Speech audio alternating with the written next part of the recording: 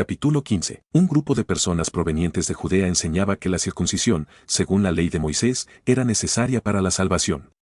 Esta enseñanza provocó una fuerte disputa entre Pablo, Bernabé y ellos.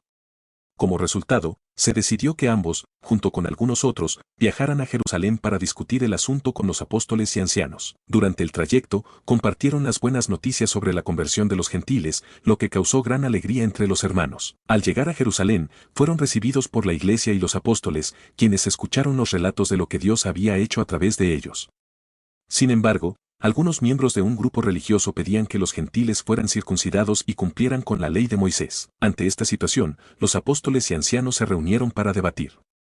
Pedro intervino, recordando cómo Dios, a través de su predicación, había hecho que los gentiles recibieran el Evangelio y el Espíritu Santo, sin hacer distinción entre ellos y los judíos. Argumentó que no debían imponerles cargas que ni ellos ni sus padres habían podido soportar, ya que la salvación era por la gracia de Jesús. Tras escuchar a Pablo y Bernabé, quienes relataban las maravillas realizadas por Dios entre los gentiles, Jacobo expresó su acuerdo con lo dicho y citó las profecías que indicaban que los gentiles serían incluidos en el pueblo de Dios. Propuso que no se les exigiera mucho más que evitar la idolatría, la inmoralidad sexual, la carne de animales estrangulados y la sangre, dado que Moisés era predicado en todas las sinagogas. Los apóstoles y la iglesia decidieron enviar a Judas y Silas, junto con Pablo y Bernabé, a Antioquía con una carta explicando la decisión. La carta confirmaba que, por el Espíritu Santo, no se impondría ninguna carga adicional, más allá de esas recomendaciones. Al recibir la carta, los hermanos en Antioquía se alegraron y fueron fortalecidos por las palabras de Judas y Silas. Tras un tiempo, Judas y Silas regresaron a su lugar de origen, mientras que Silas decidió quedarse en Antioquía. Pablo y Bernabé continuaron en Antioquía enseñando y predicando. Luego, Pablo sugirió volver a visitar a las iglesias donde habían predicado, para ver cómo estaban. Sin embargo, surgió una disputa entre Pablo y Bernabé, ya que este último quería llevar a Juan Marcos, pero Pablo no lo aceptaba por haberse apartado en un viaje anterior. Finalmente, se separaron, Bernabé partió con Marcos hacia Chipre, mientras que Pablo eligió a Silas y emprendió su viaje fortaleciendo las iglesias de Siria y Cilicia. Capítulo 16. El viajero y su compañero llegaron a varias ciudades, donde encontraron a un discípulo llamado Timoteo, hijo de una mujer judía creyente y de un padre griego. Timoteo era bien considerado en las comunidades cercanas. El viajero decidió que lo acompañara en su misión, así que lo circuncidó para evitar que los judíos de la región se sintieran ofendidos, ya que sabían que su padre era griego. Al pasar por distintas ciudades, entregaron las decisiones tomadas por los apóstoles y ancianos de Jerusalén, y las iglesias crecían tanto en fe como en número. Al atravesar ciertas regiones, fueron impedidos por el Espíritu de Dios de predicar en algunos lugares, y al llegar a la ciudad de Troas, el viajero tuvo una visión de un hombre de Macedonia pidiéndole ayuda. Convencidos de que Dios los había llamado a esa región, salieron hacia Macedonia. Al llegar a Filipos, una ciudad principal de la provincia, pasaron algunos días allí. En un día de oración, encontraron a un grupo de mujeres, entre ellas Lidia, una vendedora de púrpura, quien al escuchar el mensaje se convirtió y fue bautizada, invitándolos a quedarse en su casa. En otro encuentro, una joven esclava con un espíritu adivinador seguía a los viajeros, gritando que ellos eran siervos del Dios Altísimo. Tras varios días, el viajero, molesto, ordenó al espíritu que saliera de ella, lo que enfureció a sus dueños, pues perdieron la fuente de ingresos. Los acusaron ante las autoridades, alegando que los viajeros alteraban la paz y predicaban costumbres ilegales para los romanos. El pueblo se alzó contra ellos, los azotaron y los encarcelaron con mucha seguridad. A medianoche, mientras oraban y cantaban himnos, un fuerte terremoto sacudió la cárcel, abriendo las puertas y liberando a todos los prisioneros. El carcelero, al despertar y ver las puertas abiertas, pensó en suicidarse, pero el viajero lo detuvo, asegurando que todos seguían allí. El carcelero, temblando, les preguntó cómo podía salvarse, y ellos le respondieron que creyera en Jesús y sería salvo, él y su familia. En esa misma noche, el carcelero y su familia fueron bautizados, y celebraron con alegría su nueva fe en Dios. Al día siguiente, los magistrados ordenaron liberar a los prisioneros, pero el viajero se negó a salir secretamente, ya que había sido azotado públicamente sin juicio, siendo el ciudadano romano. Los magistrados, al enterarse de que eran romanos, se asustaron, pidieron disculpas y los liberaron formalmente, pidiéndoles que se fueran de la ciudad. Después de salir de la prisión, fueron a la casa de Lidia, donde alentaron a los hermanos y luego continuaron su camino. Capítulo 17. Después de su paso por diversas ciudades, el viajero y su compañero llegaron a un importante centro donde se reunían los seguidores de una antigua tradición. Allí, de acuerdo a su costumbre, el viajero se unió a ellos y durante varios días discutió sobre los textos sagrados, explicando que era necesario que el anunciado sufriera y resucitara. Afirmaba que el Jesús que predicaba era el esperado. Algunos de los presentes aceptaron su mensaje, uniéndose a él y a su compañero, incluyendo un número considerable de personas piadosas y algunas mujeres influyentes. Al ver esto, los opositores se llenaron de celos y reclutaron a unos hombres de mala fama para armar un alboroto en la ciudad. Intentaron encontrar al viajero en la casa de un hombre llamado Jasón, pero como no lo hallaron, lo arrastraron a él y a otros seguidores ante las autoridades locales, acusándolos de subvertir el orden y proclamar a un rey distinto a César. Al escuchar esto, tanto el pueblo como los gobernantes se alteraron, pero después de recibir una fianza, dejaron libres a los acusados. Enseguida, los seguidores decidieron enviar al viajero y a su compañero a una ciudad cercana, donde fueron bien recibidos por aquellos que, con más nobleza, examinaban las escrituras para verificar la veracidad de lo que se les decía. Muchos creyeron, incluidos algunos hombres y mujeres distinguidos. Sin embargo, al enterarse de que el mensaje también se difundía en esta nueva ciudad, los opositores viajaron allí para incitar a la multitud. Para proteger al viajero, sus hermanos lo enviaron rápidamente al mar, mientras que sus compañeros se quedaron en la ciudad. El viajero fue llevado a una ciudad aún más conocida, y mientras esperaba a sus compañeros, observó que la ciudad estaba llena de cultos idólatras. Esto lo impulsó a debatir tanto en el lugar de encuentro de los seguidores de la antigua fe como en la plaza pública, conversando con todos los que se acercaban. Algunos filósofos se interesaron por su discurso y comenzaron a discutir con él, algunos cuestionando sus intenciones, mientras que otros lo acusaban de predicar sobre dioses ajenos. Por ello, lo llevaron ante una autoridad, deseosos de conocer más sobre sus enseñanzas. Al ser interrogado, el viajero les explicó que había observado su devoción religiosa y, al ver un altar dedicado a un dios no conocido, les anunciaba a ese ser divino que ellos honraban sin conocer. Les explicó que este ser había creado el universo, no habitaba en templos hechos por hombres y no necesitaba de ellos para nada, ya que él les daba vida a todos. Afirmó que, a pesar de su grandeza, no estaba lejos de nadie, y que incluso algunos de sus propios poetas reconocían que eran descendientes de él. El viajero les dijo que, siendo descendientes de este ser divino, no debían imaginar que él se parecía a estatuas de oro o plata, creadas por manos humanas. Les advirtió que, aunque antes había pasado por alto la ignorancia de los pueblos, ahora les instaba a arrepentirse, pues había establecido un día en que juzgaría al mundo con justicia a través de un hombre, a quien había resucitado de entre los muertos. Al escuchar esto, algunos se burlaron al oír hablar de la resurrección, pero otros mostraron interés y dijeron que lo escucharían nuevamente en otra ocasión. Así, el viajero se retiró, pero algunos se unieron a él y creyeron en su mensaje, incluyendo a Dionisio, un miembro de la autoridad local, una mujer llamada Dámaris, y otros más. Capítulo 18. Luego de su estancia en una ciudad, un viajero emprendió camino hacia otra. Allí conoció a un hombre originario de una región lejana, quien había llegado con su esposa tras un decreto que obligaba a su pueblo a abandonar cierta metrópoli.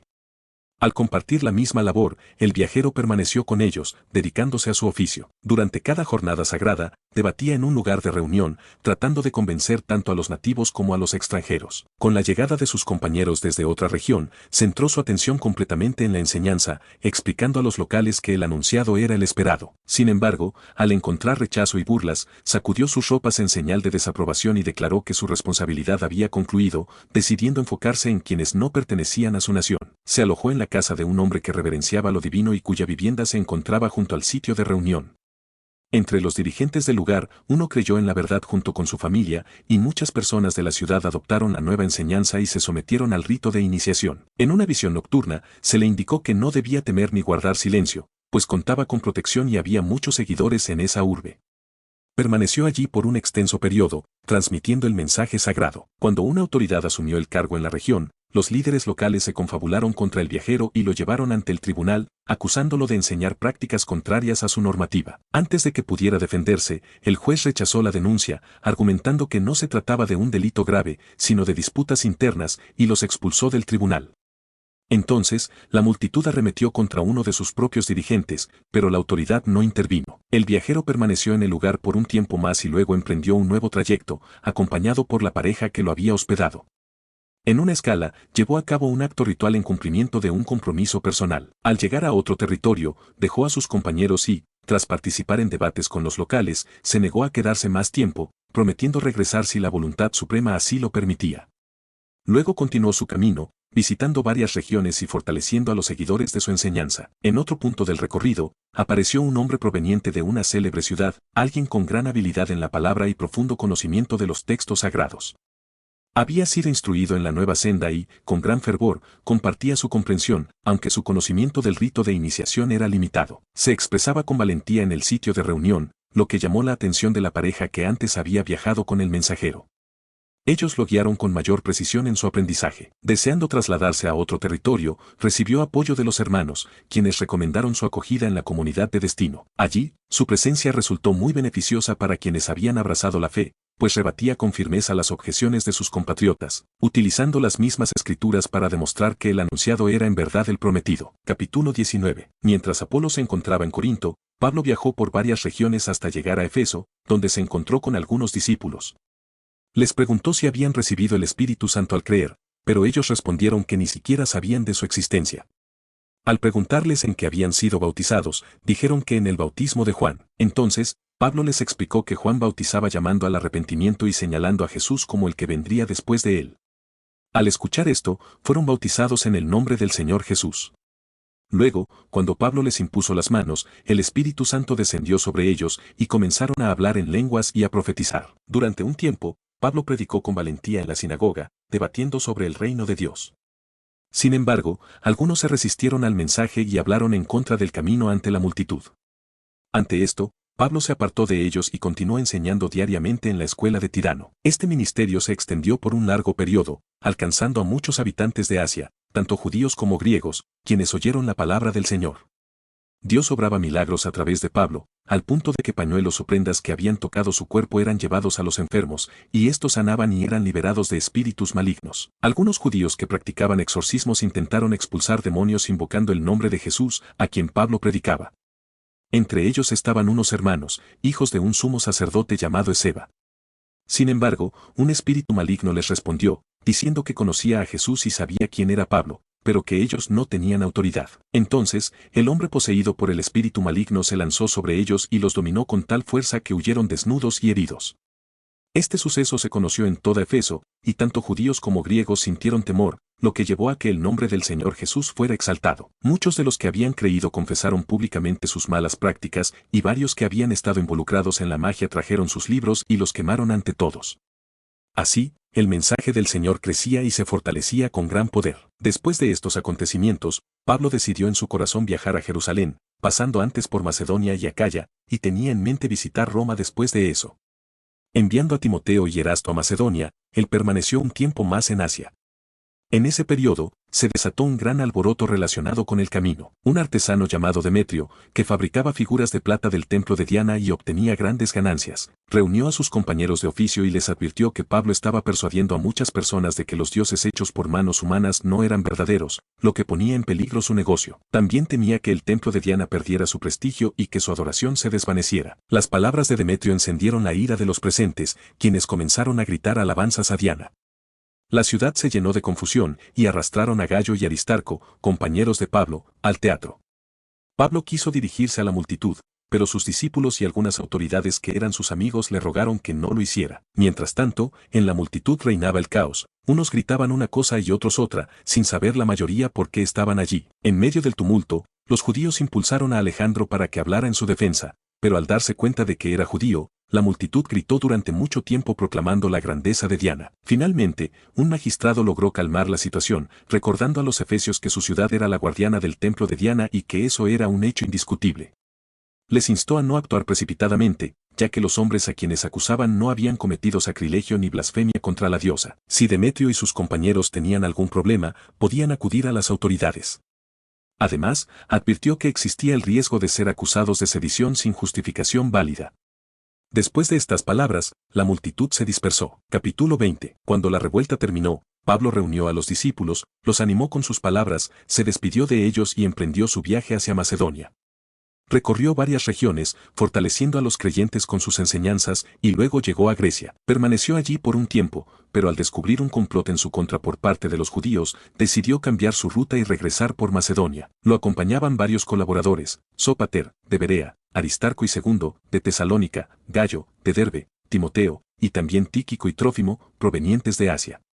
Algunos de ellos partieron antes y lo esperaron en Troas. Posteriormente, después de la celebración de los panes sin levadura, Pablo y su equipo zarparon desde Filipos y tras algunos días de navegación, llegaron a Troas, donde permanecieron por un tiempo. El primer día de la semana, mientras estaban reunidos para compartir el pan, Pablo comenzó a hablarles y prolongó su discurso hasta medianoche, pues debía partir al día siguiente.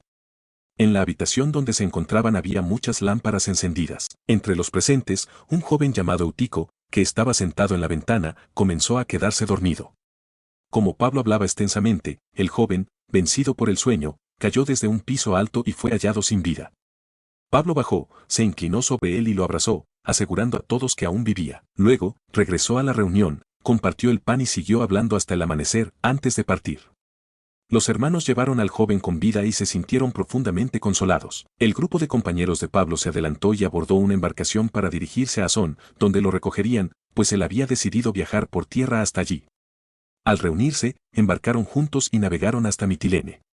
Luego, continuaron el trayecto, pasando frente a Quío, luego a Samos y, finalmente, a Mileto. Pablo había optado por no detenerse en Efeso, pues tenía prisa por llegar a Jerusalén a tiempo para la festividad de Pentecostés. Desde Mileto, Pablo envió un mensaje a Efeso, llamando a los ancianos de la iglesia.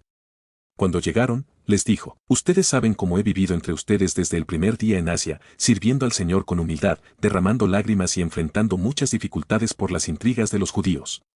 No he evitado enseñarles lo que les era útil, hablándoles en público y en sus hogares, instándolos a arrepentirse y a poner su fe en Jesús. Ahora me dirijo a Jerusalén, sin saber lo que me espera allí, salvo que en cada ciudad el Espíritu Santo me advierte sobre prisiones y sufrimientos. Sin embargo, mi vida no es lo más importante para mí, lo que deseo es completar la misión que recibí del Señor, anunciar el Evangelio de la gracia de Dios. Sé que ninguno de ustedes, entre quienes he predicado el reino, volverá a verme. Por eso, hoy les aseguro que he cumplido con mi deber y no soy responsable si alguien se pierde, pues nunca dejé de anunciarles el mensaje completo de Dios. Cuídense ustedes mismos y velen por la iglesia que Dios les ha confiado, aquella que Él compró con su propia sangre. Sé que, después de mi partida, vendrán personas peligrosas que intentarán hacer daño al rebaño. Incluso de entre ustedes surgirán algunos que distorsionarán la verdad para arrastrar seguidores tras ellos. Por eso, permanezcan alerta y recuerden que durante mucho tiempo no dejé de advertirles día y noche, muchas veces con lágrimas. Ahora los encomiendo a Dios y a su mensaje de gracia, el cual puede edificarlos y darles herencia junto con los que han sido santificados. Nunca codicié riquezas ni bienes de nadie. Ustedes saben que con mis propias manos trabajé para suplir mis necesidades y las de quienes estaban conmigo. Les he enseñado con mi ejemplo que debemos esforzarnos para ayudar a los débiles, recordando las palabras del Señor Jesús: es mejor dar que recibir. Después de decir esto, se arrodilló y oró con todos. La emoción los embargó y muchos lloraron, abrazándolo y despidiéndose con tristeza, especialmente por haber dicho que no volverían a verlo. Luego, lo acompañaron hasta el barco. Capítulo 21. Zarpamos tras despedirnos de ellos, navegando directamente a Cos y luego a Rodas, hasta llegar a Pátara. Encontramos un barco con destino a Fenicia, nos embarcamos y partimos. Al pasar por Chipre y dejarla a la izquierda, seguimos rumbo a Siria y llegamos a Tiro, donde el barco debía descargar. Permanecimos allí varios días, encontrando a los discípulos, quienes, guiados por el Espíritu, aconsejaban a Pablo que no fuera a Jerusalén. Al terminar nuestra estancia, salimos acompañados por todos, incluidos mujeres y niños, hasta las afueras de la ciudad. En la playa, nos arrodillamos para orar, nos despedimos y abordamos el barco, mientras ellos regresaban a sus hogares. Después de la travesía desde Tiro, llegamos a Tolemaida, donde saludamos a los hermanos y pasamos un día con ellos. Al día siguiente, partimos a Cesarea y nos hospedamos en casa de Felipe, el evangelista, uno de los 7. Felipe tenía 4 hijas solteras que profetizaban. Durante nuestra estancia, un profeta llamado Agabo llegó de Judea, tomó el cinto de Pablo, se ató pies y manos y anunció que el Espíritu Santo decía que el dueño de ese cinto sería atado en Jerusalén y entregado a los gentiles. Al escuchar esto, intentamos persuadir a Pablo para que no fuera, pero él respondió que estaba dispuesto no solo a ser apresado, sino también a morir en Jerusalén por el nombre del Señor Jesús. Como no cambiaba de parecer, aceptamos diciendo que se hiciera la voluntad del Señor. Tras prepararnos, emprendimos el viaje a Jerusalén, acompañados por algunos discípulos de Cesarea, quienes nos llevaron a casa de un discípulo antiguo llamado Mnasón, donde nos hospedaríamos. Al llegar, los hermanos nos recibieron con agrado. Al día siguiente, Pablo fue con nosotros a ver a Jacobo y a los ancianos. Después de saludarlos, relató en detalle lo que Dios había hecho entre los gentiles a través de su ministerio. Al oírlo, glorificaron a Dios y le comentaron que había muchos judíos creyentes que eran celosos de la ley, y que se decía que Pablo enseñaba a los judíos dispersos entre los gentiles a apartarse de Moisés, dejando de circuncidar a sus hijos y abandonar las costumbres judías. Por ello, Le pidieron que participara en un ritual de purificación junto a 4 hombres que habían hecho votos, cubriendo los gastos para que se raparan la cabeza, demostrando así que seguía guardando la ley. Respecto a los gentiles creyentes, reiteraron que debían abstenerse de alimentos sacrificados a ídolos, sangre, animales estrangulados y fornicación. Pablo accedió, se purificó con ellos y fue al templo a notificar la fecha en que se completaría la purificación y se haría la ofrenda por cada uno. Cuando estaba por concluir el periodo de purificación, algunos judíos de Asia vieron a Pablo en el templo y provocaron un tumulto, acusándolo de predicar en contra del pueblo, la ley y el templo, y de introducir a griegos en el recinto sagrado, basándose en haberlo visto anteriormente con Trófimo, un efesio. Toda la ciudad se alborotó, la multitud se agitó, tomaron a Pablo y lo sacaron del templo, cerrando las puertas tras él. Mientras intentaban matarlo, llegó la noticia al tribuno de la compañía de que Jerusalén estaba en desorden. El tribuno, acompañado de soldados y centuriones, bajó rápidamente, y al verlo, la multitud dejó de golpear a Pablo. El tribuno lo arrestó, lo ató con cadenas y trató de averiguar su identidad y lo que había hecho, pero el tumulto gritaba versiones contradictorias, por lo que decidió llevarlo a la fortaleza. Al llegar a las gradas, los soldados tuvieron que cargar a Pablo debido a la violencia de la multitud, que gritaba exigiendo su muerte. Antes de entrar en la fortaleza, Pablo pidió hablar con el tribuno, quien, sorprendido de que hablara griego, le preguntó si era el egipcio que había encabezado una rebelión. Pablo aclaró que era judío, ciudadano de Tarso, y solicitó dirigirse al pueblo. Con el permiso del tribuno, se puso de pie en las gradas, hizo una señal con la mano para pedir silencio y comenzó a hablar en hebreo. Capítulo 22. Pablo se dirigió a la multitud diciendo: Hermanos y padres, escuchen mi defensa. Al notar que hablaba en hebreo, guardaron aún más silencio, y continuó: Soy judío, nacido en Tarso de Cilicia, pero criado en esta ciudad. Fui instruido bajo la enseñanza de Gamaliel, siguiendo con rigor la ley de nuestros antepasados y mostrando el mismo celo por Dios que ustedes tienen hoy. Perseguí a los seguidores de este camino hasta la muerte, encarcelando a hombres y mujeres, como puede testificar el sumo sacerdote y todos los ancianos. Recibí de ellos cartas para arrestar en Damasco a quienes seguían esta fe y traerlos a Jerusalén para ser castigados. Mientras viajaba y me acercaba a Damasco, alrededor del mediodía, una luz intensa del cielo me rodeó. Caí al suelo y escuché una voz que me decía: Saulo, Saulo, ¿por qué me persigues? Pregunté: ¿Quién eres, Señor? Y la voz respondió: Soy Jesús de Nazaret, a quien tú persigues. Los que iban conmigo vieron la luz, pero no comprendieron la voz que me hablaba. Entonces pregunté: Señor, ¿qué debo hacer? Y me respondió: Levántate y ve a Damasco, allí se te dirá lo que debes hacer. Como la luz me dejó ciego, mis acompañantes me llevaron de la mano hasta la ciudad. Allí, un hombre llamado Ananías, piadoso y respetado por los judíos de la zona, vino a verme, se puso de pie y me dijo: Hermano Saulo, recobra la vista. En ese momento, pude verlo. Luego añadió: El Dios de nuestros padres te ha escogido para conocer su voluntad, ver al justo y escuchar su voz, pues serás su testigo ante todos los hombres de lo que has visto y oído. ¿Por qué esperar más? Levántate, bautízate y lava tus pecados invocando su nombre. Después de esto, cuando regresé a Jerusalén y oraba en el templo, caí en éxtasis y vi al Señor, quien me dijo: Sal de inmediato de Jerusalén, porque no aceptarán tu testimonio sobre mí. Respondí: Señor, ellos saben que yo encarcelaba y castigaba en las sinagogas a quienes creían en ti. Incluso estuve presente cuando mataron a Esteban, tu testigo, aprobando su muerte y cuidando la ropa de quienes lo ejecutaban. Pero él me dijo: Ve, porque te enviaré lejos, a los gentiles. Al escuchar hasta ese punto, la multitud estalló en gritos, exclamando que Pablo no merecía vivir. Mientras vociferaban, arrojaban sus ropas y lanzaban polvo al aire. El tribuno ordenó llevarlo a la fortaleza y someterlo a interrogatorio con azotes para descubrir la causa de aquella reacción violenta. Cuando estaban por atarlo con correas, Pablo preguntó al centurión: ¿Es legal azotar a un ciudadano romano sin haber sido condenado? Al oír esto, el centurión fue al tribuno y le advirtió: ¿Qué vas a hacer? Este hombre es ciudadano romano. El tribuno se acercó y le preguntó: ¿Eres realmente romano? Sí, respondió Pablo. El tribuno comentó: Yo obtuve esta ciudadanía con una gran suma de dinero. Pablo replicó: Yo la tengo por nacimiento. Al instante, los que iban a interrogarlo se apartaron, y el tribuno también tuvo miedo al darse cuenta de que había ordenado atarlo sin juicio. Al día siguiente, buscando entender con claridad la acusación de los judíos, ordenó que Pablo fuera liberado y convocó a los principales sacerdotes y al Sanedrín, presentándolo ante ellos. Capítulo 23. Pablo miró fijamente al Sanedrín y declaró: Hermanos, hasta el día de hoy he vivido delante de Dios con una conciencia limpia. Al escuchar esto, el sumo sacerdote Ananías ordenó que lo golpearan en la boca. Pablo respondió: Dios te golpeará a ti, hipócrita. Tú estás aquí para juzgarme según la ley, pero la quebrantas ordenando que me golpeen. Los presentes le reprocharon, ¿insultas al sumo sacerdote de Dios? Pablo replicó, no sabía que era el sumo sacerdote, pues está escrito, no maldecirás al gobernante de tu pueblo. Dándose cuenta de que el consejo estaba dividido entre saduceos y fariseos, Pablo exclamó, hermanos, soy fariseo, descendiente de fariseos. Estoy siendo juzgado por mi esperanza en la resurrección de los muertos. Sus palabras provocaron un enfrentamiento entre ambos grupos, ya que los saduceos negaban la resurrección, los ángeles y los espíritus, mientras que los fariseos creían en todo ello. En medio del alboroto, algunos escribas fariseos se levantaron diciendo, no encontramos falta en este hombre. Y si un espíritu o un ángel le ha hablado, el conflicto se intensificó, y el tribuno, temiendo que Pablo fuera despedazado, ordenó a los soldados que lo sacaran de allí y lo llevaran a la fortaleza. Esa noche, el Señor se le apareció y le dijo, ten ánimo, Pablo. Así como has dado testimonio de mí en Jerusalén, también debes hacerlo en Roma. Al día siguiente, algunos judíos conspiraron contra Pablo, jurando que no comerían ni beberían hasta matarlo. Más de 40 participaron en el complot. Se dirigieron a los principales sacerdotes y ancianos y les propusieron pedir al tribuno que trajera a Pablo bajo el pretexto de examinar su caso con más detalle, para así emboscarlo y asesinarlo antes de que llegara. Sin embargo, el sobrino de Pablo se enteró del plan y fue a la fortaleza para informarle. Pablo llamó a un centurión y le pidió que llevara al joven ante el tribuno.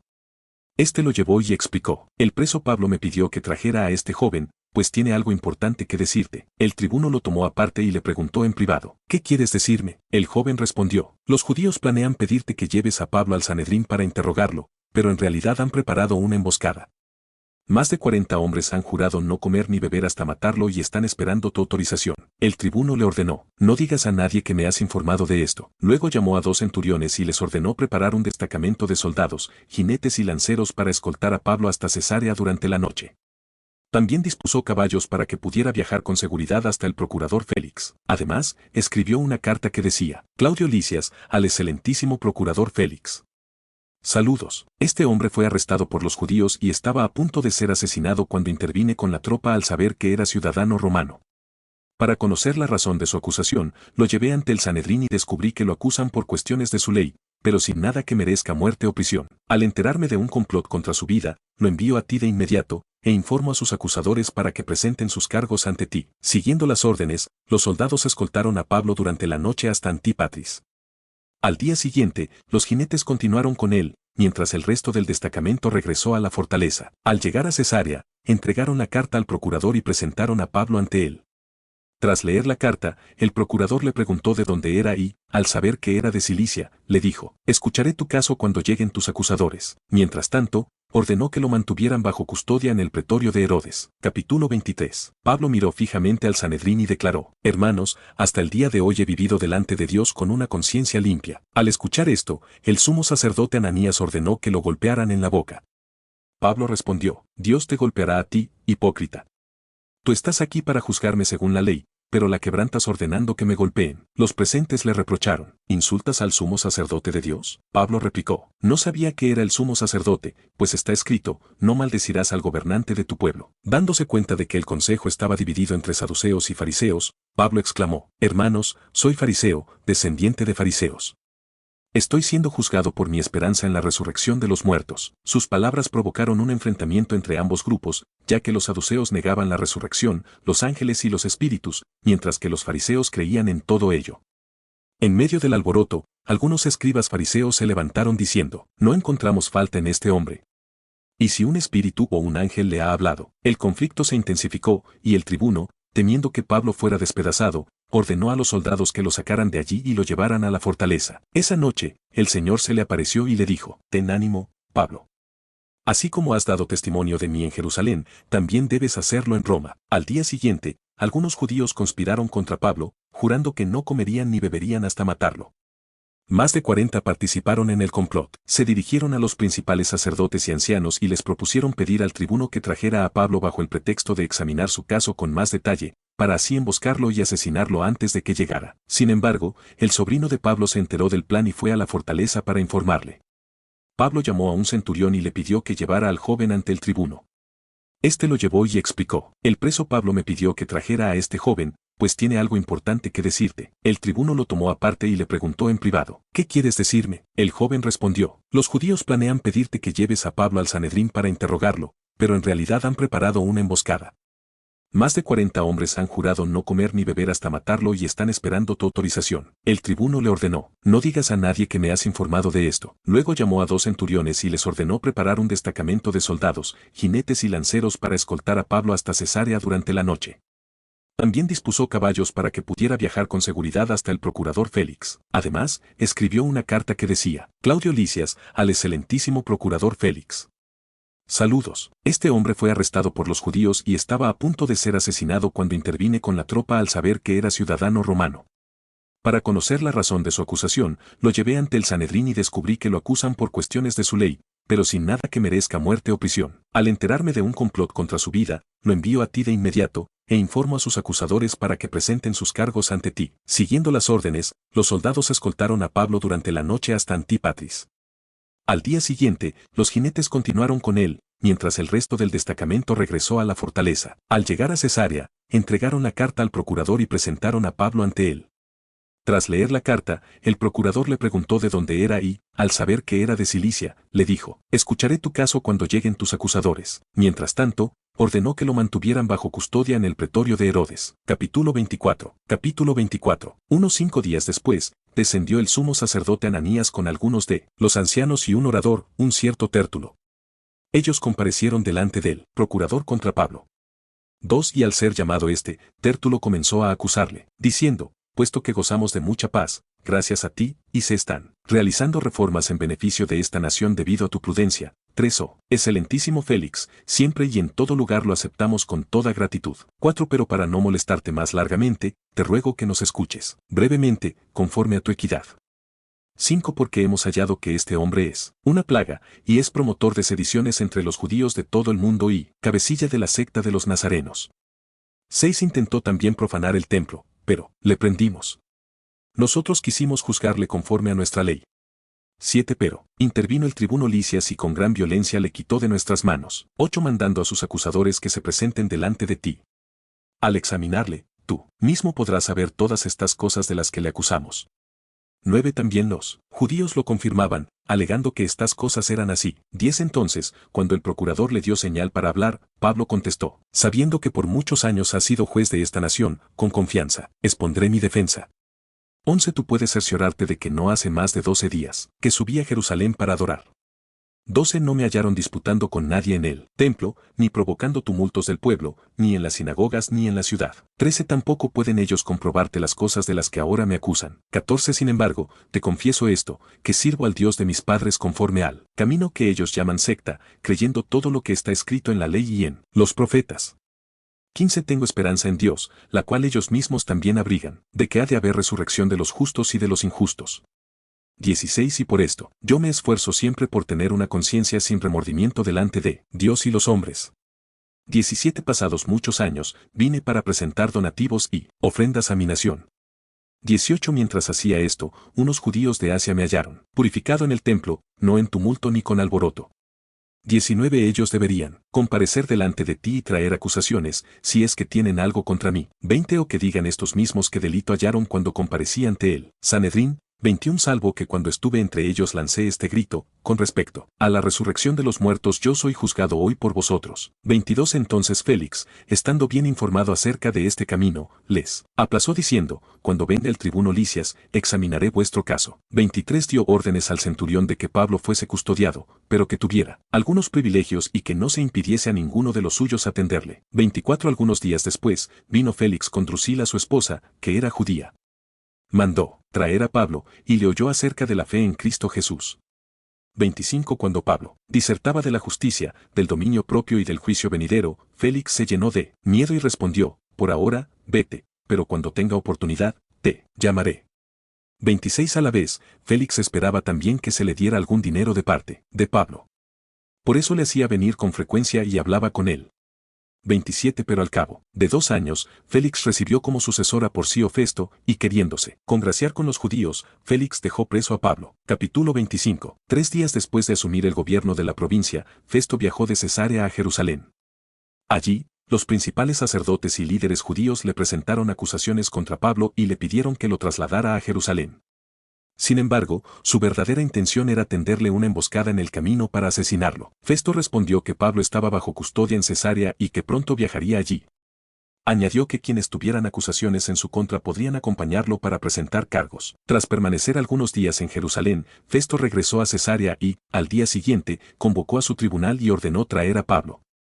Cuando éste llegó, los judíos que habían bajado de Jerusalén lo rodearon y presentaron numerosas acusaciones sin pruebas. En su defensa, Pablo afirmó: no he cometido ninguna falta contra la ley de los judíos, ni contra el templo, ni contra el César. Pero Festo, tratando de agradar a los judíos, le preguntó: ¿quieres ir a Jerusalén para ser juzgado allí bajo mi autoridad? Pablo respondió: estoy ante el tribunal del César, donde debo ser juzgado.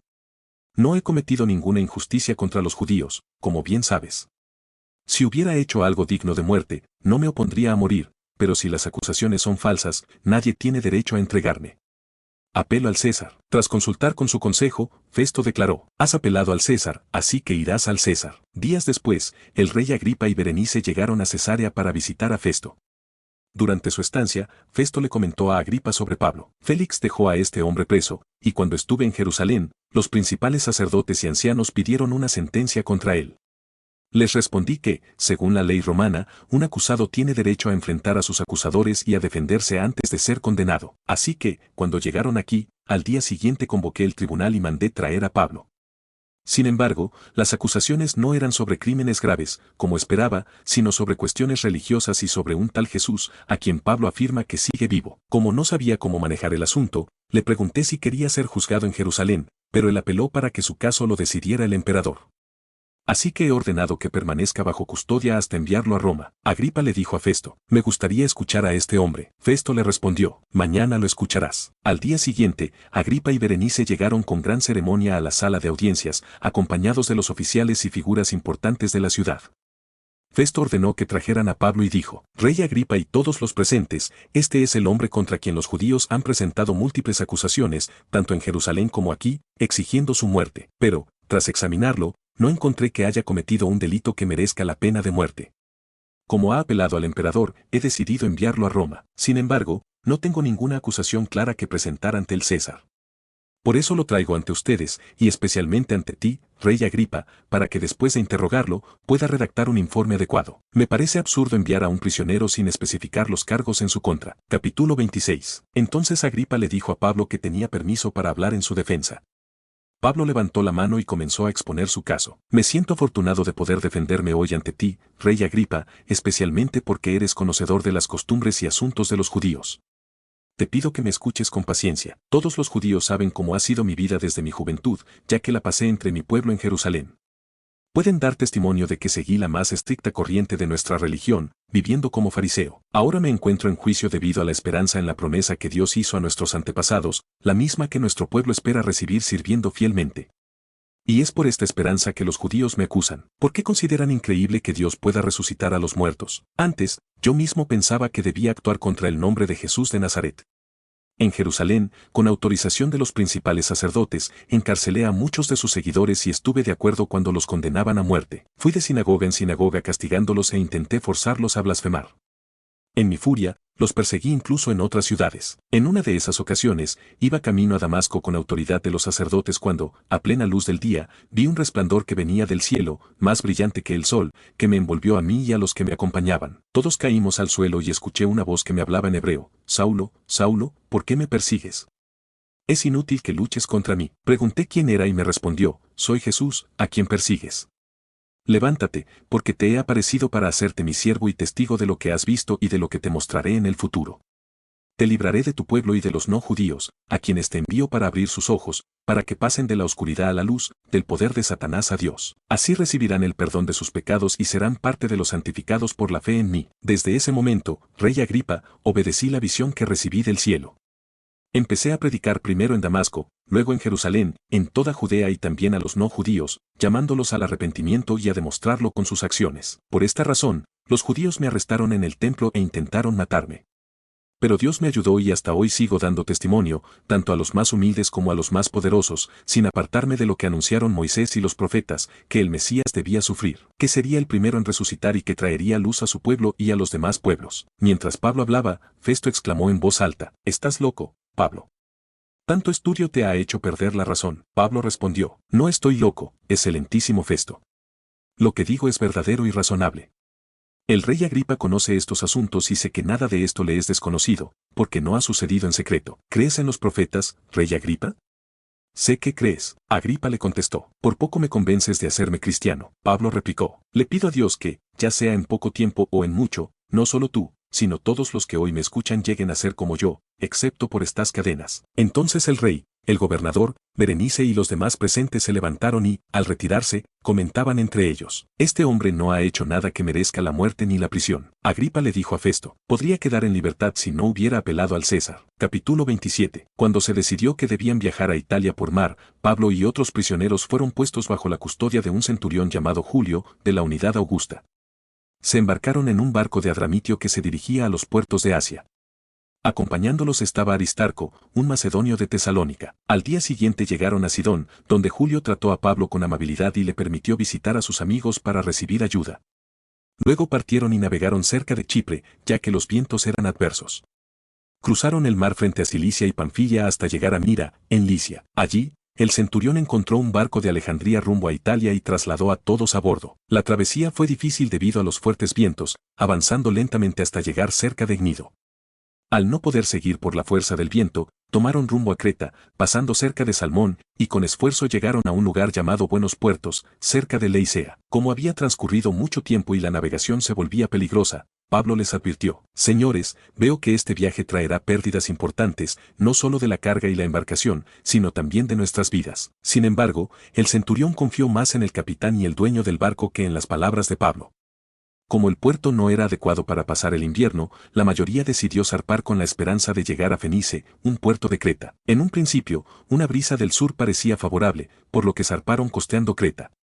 Pero pronto fueron golpeados por un viento huracanado llamado Euraquilón. La embarcación quedó a la deriva y, tras pasar cerca de una pequeña isla llamada Cauda, apenas lograron asegurar el bote salvavidas. Usaron cables para reforzar la nave y, temiendo encallar en los bancos de arena de la Sirte, bajaron las velas y se dejaron llevar por la tormenta. El segundo día comenzaron a aligerar la carga y, al tercero, arrojaron al mar parte del equipo del barco. Durante varios días no se veían ni el sol ni las estrellas, y la tormenta continuaba, haciendo que todos perdieran la esperanza de sobrevivir. Después de mucho tiempo sin comer, Pablo se dirigió a la tripulación. Deberían haberme escuchado y no haber salido de Creta. Así habríamos evitado este desastre. Pero ahora les pido que tengan ánimo, porque ninguno perderá la vida, solo el barco se perderá. Anoche un ángel del Dios al que sirvo se me apareció y me dijo, no temas, Pablo. Es necesario que llegues ante el César, y Dios ha protegido a todos los que están contigo en el barco. Así que tengan confianza, porque se cumplirá lo que me ha sido dicho. Sin embargo, debemos encallar en alguna isla. En la noche número 14, mientras la embarcación era arrastrada por el mar Adriático, los marineros sospecharon que estaban cerca de tierra. Echaron la sonda y confirmaron que el fondo marino se hacía menos profundo. Con miedo de chocar contra rocas, lanzaron 4 anclas desde la parte trasera del barco y esperaron el amanecer. Algunos marineros intentaron abandonar la nave en el bote salvavidas, fingiendo que iban a echar más anclas, pero Pablo advirtió al centurión y a los soldados, si estos hombres no permanecen en el barco, ustedes no podrán salvarse. Los soldados entonces cortaron las amarras del bote y lo dejaron perderse en el mar. Cuando comenzó a amanecer, Pablo animó a todos a comer algo. Han pasado muchos días sin comer. Les ruego que se alimenten, porque es necesario para su bienestar. No perderán ni un solo cabello de la cabeza. Después de decir esto, tomó pan, dio gracias a Dios delante de todos y comenzó a comer. Al ver esto, los demás también se animaron y comieron. En total, eran muchas personas a bordo. Cuando estuvieron satisfechos, arrojaron al mar el trigo restante para aligerar el barco. Al amanecer, divisaron una bahía con playa y decidieron intentar encallar allí. Cortaron las anclas, soltaron el timón y elevaron la vela de proa para dirigirse a la orilla. Sin embargo, chocaron contra un banco de arena y la nave quedó atascada. La parte delantera quedó inmóvil, mientras que la trasera empezó a deshacerse por la fuerza de las olas. Los soldados planearon matar a los prisioneros para evitar que escaparan, pero el centurión, queriendo salvar a Pablo, impidió que lo hicieran. En su lugar, ordenó que los que sabían nadar se lanzaran al agua primero, y que los demás se sujetaran a tablas o restos del barco. Así fue como todos llegaron a salvo a tierra. Capítulo 28. Una vez que estuvieron a salvo, descubrieron que la isla donde habían llegado se llamaba Malta. Los habitantes del lugar los trataron con gran hospitalidad, encendiendo una fogata para darles calor, ya que estaba lloviendo y hacía frío. Mientras Pablo recogía ramas secas para alimentar el fuego, una serpiente, que huía del calor, se le prendió en la mano. Al ver esto, los isleños comentaban entre sí que seguramente era un asesino, pues aunque había escapado del naufragio, la justicia no le permitiría vivir. Sin embargo, Pablo sacudió la serpiente en el fuego y no sufrió ningún daño. Los nativos esperaban que se hinchara o muriera repentinamente, pero al ver que no le pasaba nada, cambiaron de opinión y llegaron a pensar que era un dios. Cerca de aquel lugar, un hombre importante de la isla, llamado Publio, tenía propiedades. Él los recibió con amabilidad y los hospedó durante varios días.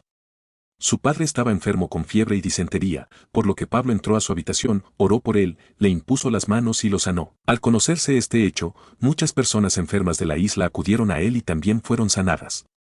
En agradecimiento, los habitantes les brindaron numerosos regalos y, antes de su partida, los abastecieron con todo lo necesario. Pasado un tiempo, zarparon en una embarcación alejandrina que había pasado el invierno en la isla y que llevaba como emblema a Cástor y Pólux.